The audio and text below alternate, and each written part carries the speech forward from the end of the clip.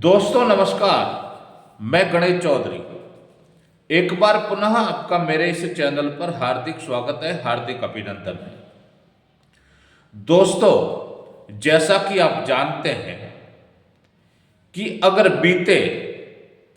कुछ वर्षों की बात की जाए तो सहारा समूह की जो कार्यप्रणाली खासकर भुगतान को लेकर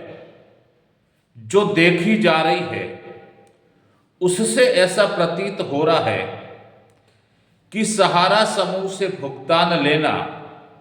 मुश्किल ही नहीं, नामुमकिन सा लग रहा है। और ऐसा इसलिए कि पिछले अगर 7-8 वर्षों की बात की जाए तो सहारा समूह ने भुगतान देने की जो प्रक्रिया है उसको लगभग पूर्ण रूप से बंद सा कर दिया है। इस विषय पर बात करने से पहले मैं आपको यह अवगत करवा देता हूं कि जब तक सुब्रत राय सहारा, जिनको सहारा श्री के नाम से जाना जाता था, इस दुनिया में जीवित थे, तब तक वो, चाहे वो प्रिंट मीडिया के जरिए हो और चाहे वो इलेक्ट्रॉनिक मीडिया के जरिए हो, कम से कम भुगतान देने की बात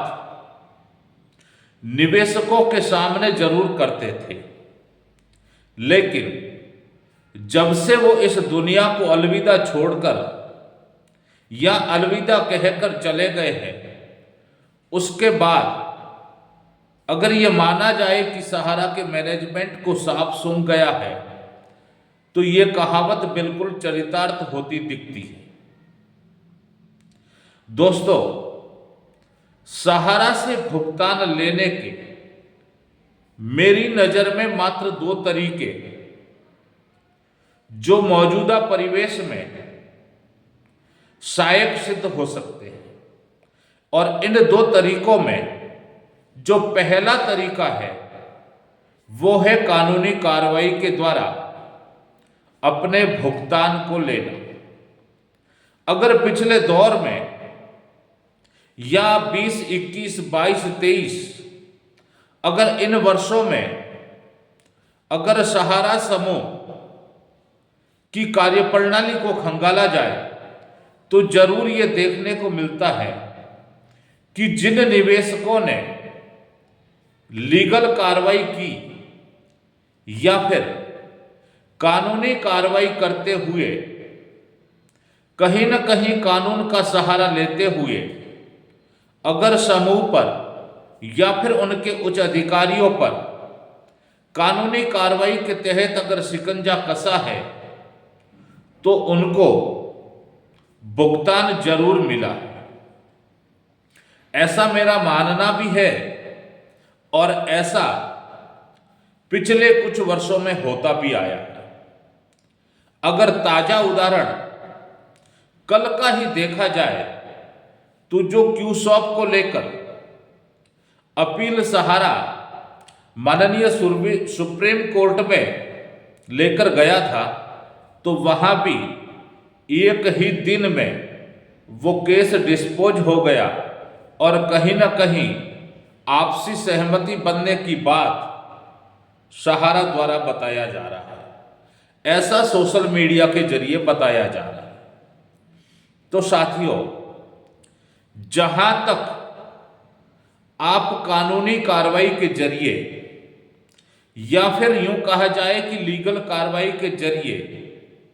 जब तक समूह पर शिकंजा नहीं कसेंगे, जब तक इनके उच्च अधिकारियों पर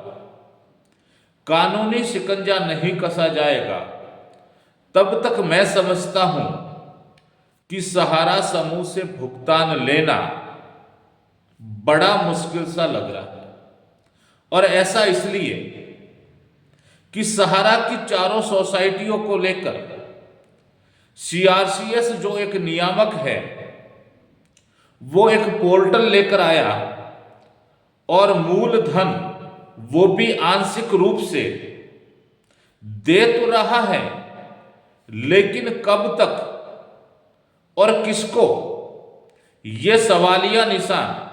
आज भी सीआरसीएस के पोर्टल पर बना हुआ है। आखिरकार जो बड़े निवेशक हैं उनको भुगतान कब और कैसे मिलेगा, मय ब्याज मिलेगा या मूलधन मिलेगा? इसी के साथ सहारा की अन्य योजनाएं, जिसमें commercial corporation limited, real estate corporation limited, housing corporation limited, क्यूसॉप, गोल्ड मार्ट सहित कई सारी योजनाएं जिसमें इन्होंने धन निवेश लिया है, क्या उन सब का भुगतान करने के लिए किसी पोर्टल की आवश्यकता है? आप स्वयं समझदार हैं और आप स्वयं अच्छी तरह से जानते हैं, क्योंकि पिछले कई वर्षों से भुगतान नहीं पाने के कारण आप स्वयं इस पीड़ा से गुजर रहे हैं। दूसरा जो विकल्प वो है मात्र इंतजार। जैसा कि सोशल मीडिया के प्लेटफॉर्म पर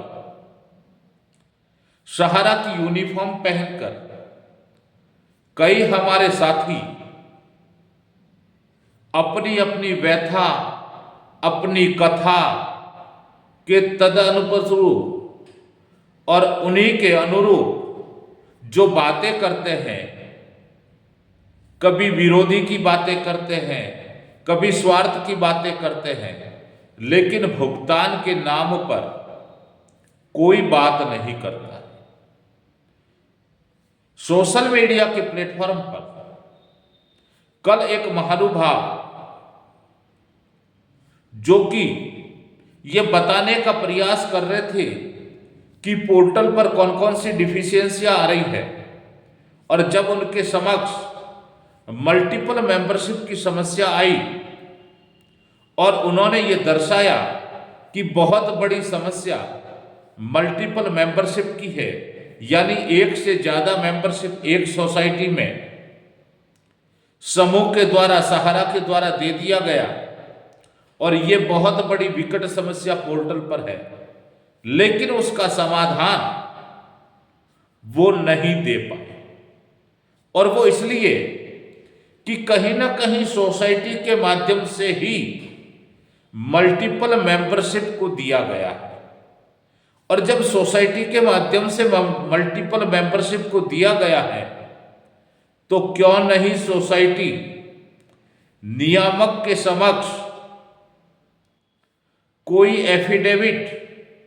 और या फिर पत्र के माध्यम से ये सहमत होती कि हमारे द्वारा ही इन निवेशकों को मल्टीपल मेंबरशिप दिया गया है, इसलिए इनको डिफिशियंसी ना देकर भुगतान दिया जाए।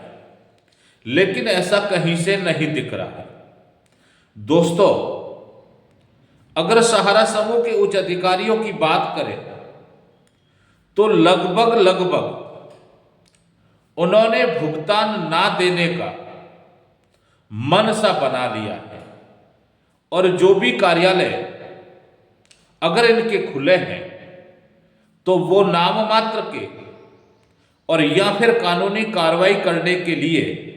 और उनका जवाब तलब करने के लिए खुले हैं। अगर आपको कोई ये कहे कि सहारा के कार्यालयों से भुगतान हो जाएगा, तो एक चीज आप स्वयं समझिए कि इनको कार्यालय से भुगतान देने में ना तो किसी लोअर कोर्ट का और ना ही किसी हाई कोर्ट का और ना ही सुप्रीम कोर्ट का कोई ऐसा आदेश जिससे इनका भुगतान बाधित हो, लेकिन ऐसा नहीं है। अगर कोई व्यक्ति या फिर समूह जब भुगतान करना ही ना चाहे और बीच में नियामक आकर आंशिक भुगतान देने की बात कहे, और वो भी एक चुनावी समय में 5,000 करोड़ रुपए सहारा सेबी के अकाउंट से निकालकर एक पोर्टल की व्यवस्था करके उस पोर्टल से सहारा की चारों सोसाइटियों को भुगतान देने का वादा करते हुए भुगतान देना शुरू करते हैं, लेकिन उस इंतजार की घड़ियां कभी खत्म नहीं हो रही, क्योंकि उस पर भी सवाल यह खड़ा हो रहा है कि आखिर भुगतान कितना, किसको और कब और कैसे मिलेगा। इस पर भी सवालिया निशान है। तो दोस्तों, जहां तक मेरा मानना है कि आप लीगल कार्रवाई में नहीं जाएंगे, तब तक मैं समझता हूं, ये मेरी निजी राय है, आप इससे सहमत हैं या नहीं ये आपके ऊपर निर्भर करता है, लेकिन कानूनी कार्रवाई के सिवा या फिर लीगल कार्रवाई के सिवा भुगतान सहारा से लेना मुझे असंभव सा प्रतीत लगता है। दोस्तों, छोटा सा वीडियो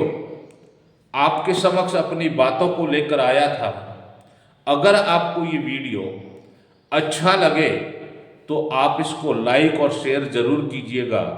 और साथ में चैनल को भी सब्सक्राइब कीजिएगा, ताकि अन्य कोई जानकारी या अपनी राय आप लोगों के समक्ष रख सकूं। धन्यवाद।